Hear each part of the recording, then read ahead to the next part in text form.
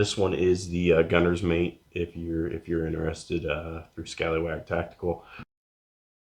So let's move on then to this blade, and let's go into your real thoughts on this type of blade, specifically for defensive purposes. Okay. Well, it is a big blade, and it's got some weight to it. That does allow you to counterbalance, and it gives it a nice hacking property. The design of the blade will give it the ability to puncture well as be able to slice. The thing about something like this is, um, when I think about these types of knives, I had something similar to this when we used to break apart shoulders when we would be slaughtering animals. And it just allows for you to kind of tap a couple times and it literally will go right through bone. This is the kind of knife that would split flesh and split bone as well, especially with the weight and balance of it. If you look at the side profile here, this belly is a bit thicker than the other portion of the knife, and that gives a bit of a snap to the weight. So when you think of things like this, even to snap it, the butt end back, or to hack into somebody, you've got so much weight and balance that it's just going to literally split bone.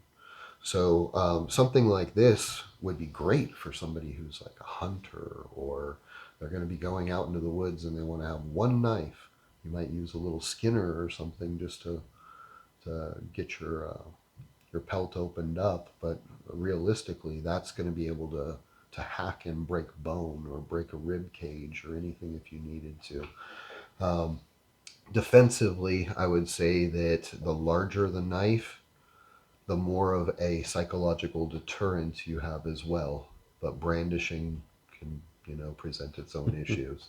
Right. I can tell you that if I was in fear and I deployed my knife and then saw that you deployed your knife, I would definitely have a major psychological disadvantage at this point, especially considered that something like this is designed for a reverse grip, which loses reach for me, whereas in something like this is designed more for a forward grip, not to say you couldn't be effective with a reverse grip. So, but nonetheless, you're going to not have much of an element of surprise with this big boy unless you have a trench coat. And, I think of these two as being things that I would carry if I was going to have my plate carrier.